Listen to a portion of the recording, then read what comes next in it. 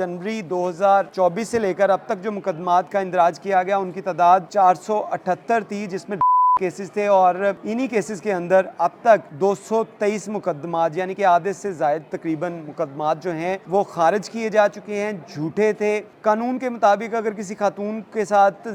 होती है तो 376 की दफात के तहत फौरी तौर पे मुकदमा दर्ज किया जाना चाहिए। लाहौर में औरत कार्ड का बहुत ज़्यादा इस्तेमाल किया जा रहा है और इसका जहाँ पे सही इस्तेमाल होना चाहिए वो भी हो रहा है, लेकिन बहुत ज़्यादा इस्तेमाल गलत भी किया जा रहा है। पुलिस के रिकॉर्ड के मुताबिक अगर 1 जनवरी 2024 से लेकर अब तक की बात की जाए तो अब तक के मुताबिक 478 मुकदमात दर्ज किए गए जो ख़वातीन के साथ रेप के मुकदमात थे। लेकिन इसमें बहुत से मुकदमात ऐसे थे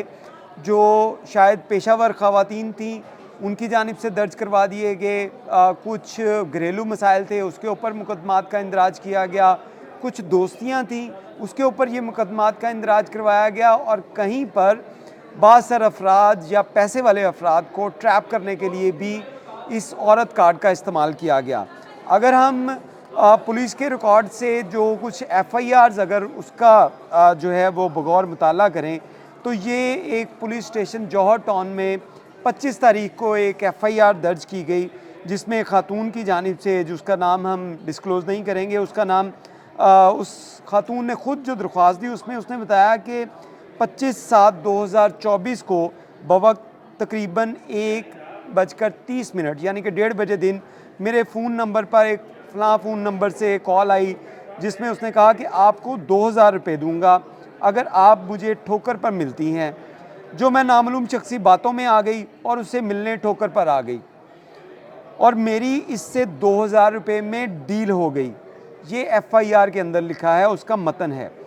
जिसमें बताया गया कि जो नामालूम शख्स जिसकी उम्र तकरीबन 30 से 35 साल थी, मुझे मोटरसाइकिल पर बिठाकर धन्ना सिंह जौहर टाउन की झाड़ियों में ले आया और झाड़ियों में मुझसे जब मैंने 2000 रुपये का मुतालबा किया तो मुझे धमकियां देते हुए फ़रार हो गया। हुई है कार्रवाई अमल में लाई जाए और इसमें खातून की जानिब से निशान अंगूठा भी दिया गया और उसमें आगे कार्रवाई के मुताबिक कमरा तफ्तीशी के पास ये खातून मौजूद थी जिन्होंने अपनी दरख्वास्त जमा करवाई, जिसके ऊपर 376 ते पे की दफात के तहत मुकदमा दर्ज कर लिया गया और पुलिस ने इन्वेस्टिगेशन शुरू कर दी गई। इस FIR के चंद ही दिन के बाद पुलिस की तरफ से इसके ऊपर काफ़ी जो है वो रिसोर्सेज का इस्तेमाल किया गया। पुलिस के तफ्तीशी अफसर, SHOs, तमाम लोग इस केस के ऊपर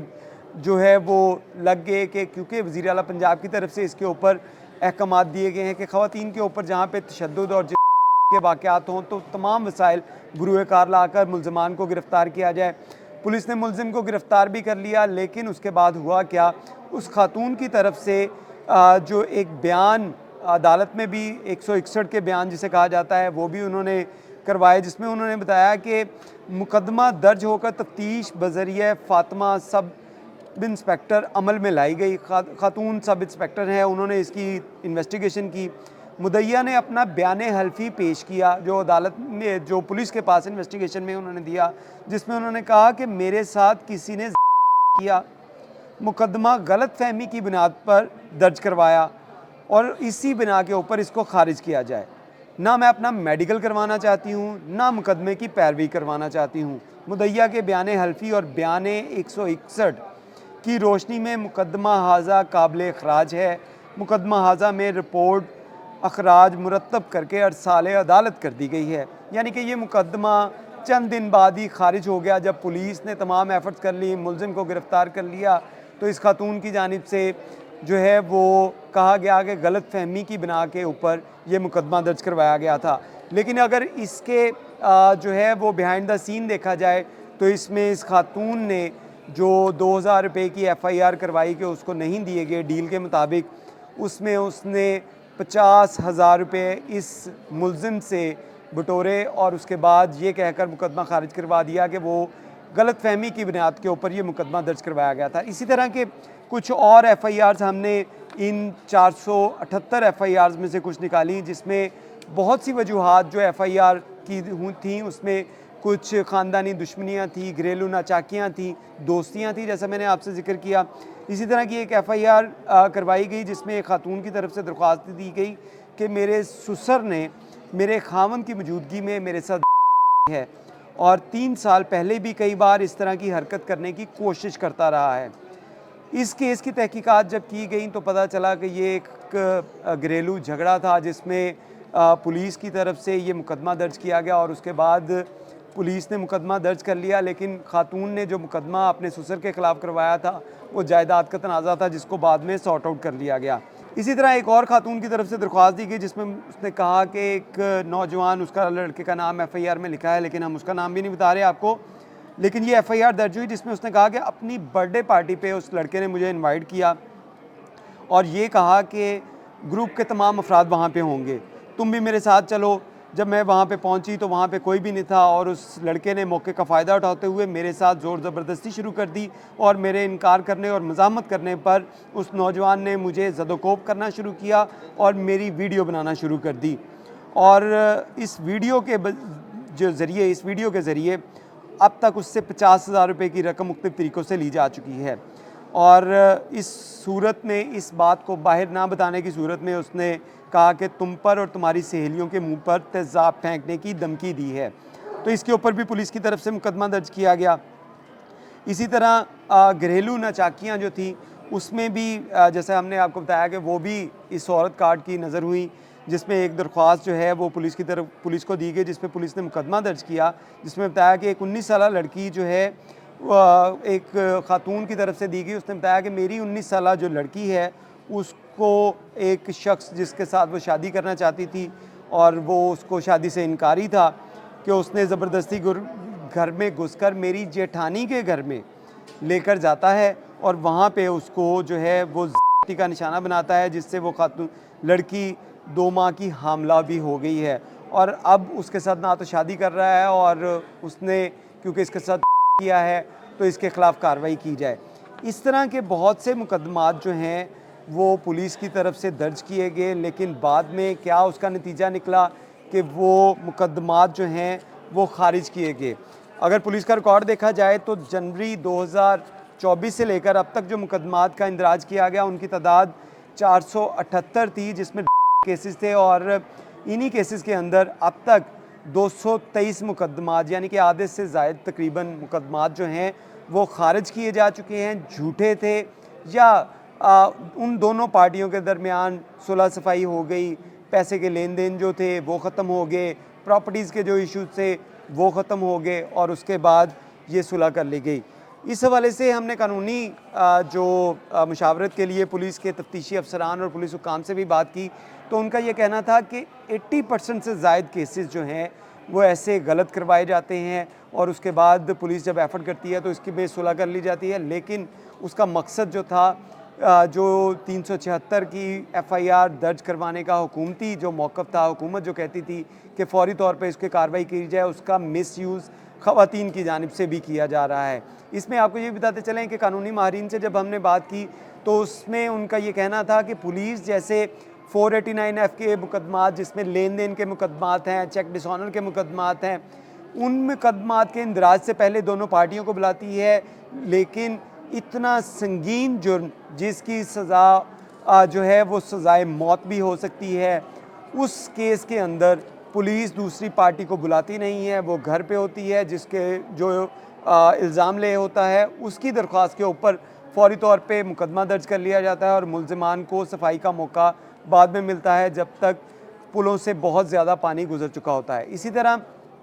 ये केसेस भी सामने आए कि पुलिस की तरफ से मुकदमा दर्ज किया गया तो पुलिस के जो अहलकार थे वो भी मुलविस हुए इसमें। कुछ लेन देन के मामलात में पुलिस ने मुकदमात का इंदराज करने के बाद मुख्तलिफ़ लोगों को उठाना शुरू किया, बहुत से लोगों की जानिब से शिकायत की गई। खुली कचहरियों में ये बताया गया कि 376 के जो मुकदमात उनके ख़िलाफ़ दर्ज किए गए थे उसमें उनकी इन्वॉल्वमेंट नहीं भी थी, फिर भी उसके बावजूद उनको उठाया गया, उनके ख़िलाफ़ कार्रवाई की गई और बाद में मुबैना तौर पे कुछ पैसे दे दिलाकर उनको छोड़ दिया गया। पुलिस हुकाम के मुताबिक ऐसे शिकायत मसूल होने के बाद उनके ऊपर जो है तहकीकात की जाती हैं, जिसमें अगर कोई मुलविस हो तो उसके ऊपर कार्रवाई की जाती है, लेकिन ऐसे वाक़यात की रोकथाम के लिए जहाँ पे पुलिस को तहकीकात की ज़रूरत है, वहीं पर अगर हमने इसी हवाले से बात की जो माहिर कानून थे, उनका कहना था कि कानून के मुताबिक अगर किसी खातून के साथ होती है तो 376 की दफ़ात के तहत फ़ौरी तौर पे मुकदमा दर्ज किया जाना चाहिए। लेकिन उसके साथ-साथ अगर दौरान तफ्तीश इसके अंदर ये बात साबित हो कि उस खातून ने तो पैसे लिए हैं, तो इसमें 376 की दफ़ात शामिल नहीं की जा सकती। ये एक आला अदलिया की जो है वो डायरेक्शन भी है, लेकिन उसके बावजूद 376 की मुकदमात की दफ़ात जो हैं वो लगाई जाती हैं। फिर उसके साथ-साथ ये भी चीज़ सामने आई कि जहाँ पे 376 की दफ़ात के तहत मुकदमात का इंदराज किया जा रहा है, वहीं पे बहुत से बेगुनाह जो हैं उनको उठा लिया जाता है और उनकी जो है वो तफ्तीश के बाद जब उनको क्लियर किया जाता है तो तब भी वो उनके साथ एक दाग लग जाता है कि इतनी जो हैवी जो जुर्म है, जो इतना संगीन जुर्म है, उनके सीडीआर के अंदर वो एफआईआर्स मौजूद रहती हैं और उसको ख़त्म करवाने के लिए भी कोर्ट का ऑर्डर ज़रूरी है। और जब ऐसे किसी नौजवान के ऊपर ये एफआईआर्स हो जाती हैं या किसी बासर शख्स के पास ऐसी एफआईआर्स हो जाती हैं, क्योंकि बहुत से ऐसे केसेस देखने में आए कि बासर शख्सियात को ऐसे केसेस में जो है इन्वॉल्व किया गया और उसके बाद उनसे पैसे लेकर, जो इल्ज़ाम लेता है उनकी जानिब से पैसे लेकर ये मामलात को रफ़ा दफ़ा करवा दिया गया। लेकिन एफआईआर उन पे स्टैंड करती है उनके सीआरओ में। अगर उन्होंने किसी बैरून मुल्क जाना है, किसी सरकारी ऑफ़िस में नौकरी लेनी है, तो ये संगीन जुर्म की दफ़ात के तहत दर्ज होने वाली एफआईआर सारी ज़िंदगी उनका पीछा करती है। जब तक कोर्ट ऑर्डर नहीं करता तब तक ये एफआईआर सीआरओ से नहीं निकलती। तो इसकी वजह से बहुत से लोग जो है वो परेशान भी हैं। वहीं पर आला हुक्काम और उनको भी इस वाक़े का नोटिस लेना चाहिए कि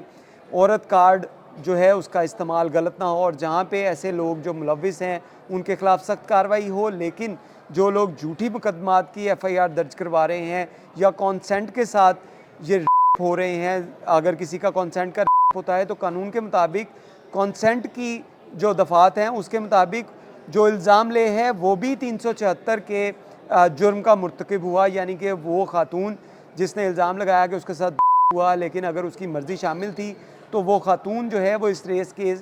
केस के अंदर जो है वो मुलविस होती है, उसके ख़िलाफ़ भी कार्रवाई होगी। लेकिन पुलिस की तफ्तीश में आज तक कभी ऐसा नहीं हुआ कि पुलिस ने जिस खातून ने कॉन्सेंट के साथ अपनी मर्ज़ी के साथ जो ऐसा फ़ेल किया हो और उसके बाद उसको कभी सज़ा दिलवाई हो। हमेशा वो मर्द जो है जिसके ख़िलाफ़ एफआईआर होती है उसके ख़िलाफ़ ही कानूनी कार्रवाई अमल में लाई जाती है।